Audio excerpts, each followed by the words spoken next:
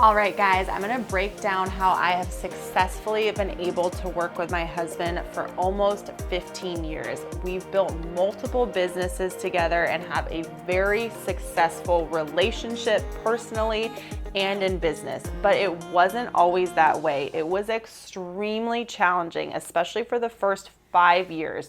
Running a business is very stressful in itself, and then doing it with your spouse is an amplification of the stress.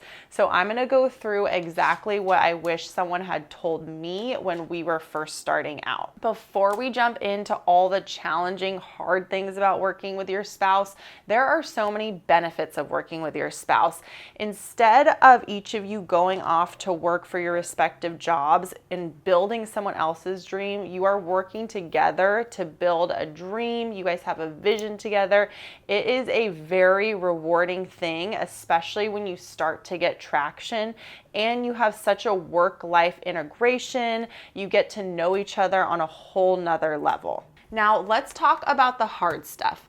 Oftentimes, what I see when couples are working together is that they're already stressed out with the day-to-day operations of a business, whether it's team members, cash flow issues, trying to get clients in, upset clients. There are so many things in business that make it high stress, and that is amplified when you're in a personal relationship with someone. So the more that you're aligned with your spouse in work ethic, finances, and core values, the better off you'll be. So when it comes to work ethic, if you think your spouse is kind of on the lazier side, or they think that about you, there is a misalignment in work ethic. If someone has a huge vision, or you guys both have this huge vision, and one person feels like they're sprinting while the other person is slacking off, that is going to cause consistent friction.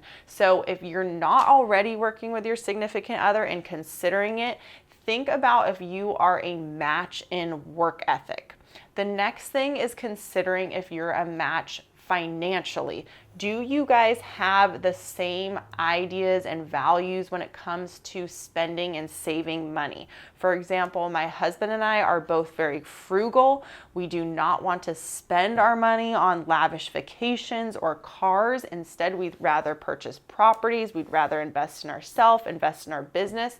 And that was something that we were aligned in our personal relationship even before we went in business together. So that's super important. The other thing is core values. So my husband and I have very different skill sets, but deep rooted, our core values are really similar.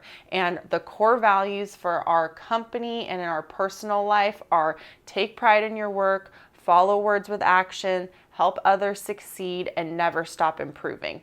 And it is so important that your values are aligned with your significant other personally and in business. It's super important once you decide to work with each other, whether you're building a business together from scratch or one person is leaving their job and going to work for someone else, that you are both all in on this. One thing that I fell short on when I quit my job and I came to work for my husband's business is, in the back of my mind, the reason that I was confident leaving is also the reason that caused a lot of arguments from the beginning, and that was that I wasn't all in. So when I left my job, in the back of my mind, I always thought, well, if this doesn't work out, I could always go back to this job, or I could get a similar job because I have a very good reference from them. And by doing that, it gave me the confidence to leave and work with my husband, but it also kept kind of one foot out the door. And so whenever we would get in fights, whenever we would get in arguments at work, I would always say, oh, well, I can just go get a job, or maybe it would be best if I just went back and worked for someone else. That is not the kind of mindset and attitude that will help you work through things. It actually makes arguments worse when you have an alternative plan. So when you're in a marriage and you get in a fight, and every time you get in a fight, someone threatens divorce, that is the exact opposite of what you should do to mend the argument. And it's the same thing in business. When both people are all in, no one's threatening on leaving, that will help you come together and actually solve what you're fighting about. Other things that can cause couples a lot of friction and stress when working together is the competition factor, the who has the final say, did that person make the right decision, the tit for tat element. When I came to work for my husband's company, I was managing a team of 10. I was very well respected. I was in a leadership role. It was a large company. And then when I came to work for his company, it was a very small shop. It was him and one other person. And I felt like I kind of lost my identity. I was a marketing manager at this e-commerce company, and now I am the wife of a small tint shop owner. And so just the transition for me just kind of felt like I completely lost my identity and was absorbed into his business.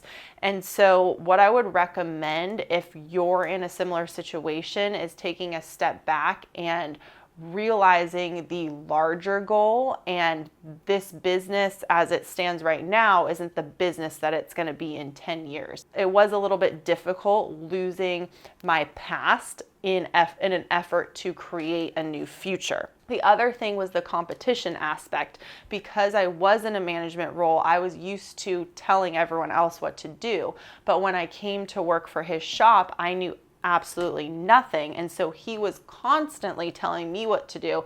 And I was just very resistant. I didn't want to be told what to do all the time. So it caused constant conflict in our personal relationship and in business. Additionally, there's the competition factor. In a business, in a relationship, I do believe that there always has to be a hierarchy. And in my relationship with my husband, he is at the end of the day the final say. We both have completely different roles. There are tons of roles that I do where I don't even run it past him. And same thing with him. But if we have a big decision to make, we'll talk about it together, but he will have the final say. And I think recognizing that I am establishing him as the leader of our family, the leader of our organization is great, because we both know where we stand. And that is difficult because doing that doesn't necessarily mean that that person is better than you. It just means that they are going to be the leader and the final say, but you can still be the best in the role that you're in. So it's important to recognize that it's not a competition with your spouse. If you change your mindset and focus on what you guys have decided the roles and expectations are, make one person the final say on big decisions, and focus on the bigger goal and making yourself the best at what you do in your role. So let's talk about some other things I've learned. Defining your roles, setting expectations is of course important, but I think that's overused because it's very general. Okay, after you've defined your roles, then what? What happens then is you need to support the other person even when they don't perform in their role, or even when they don't do well. You still need to support and respect that person and have them reciprocate that, because you guys are both gonna fall, you're both gonna fail, but it's knowing that you need to support that person, because at the end of the day, you chose them to fulfill that role. If you need to adjust your roles, so be it. As your business develops and changes, your roles, each of your roles within the company may change as well. The other thing is taking responsibility. Whenever you have an argument with your spouse in your personal life or in business, it's never a one-sided argument, meaning that the other person can't be 100% of the problem.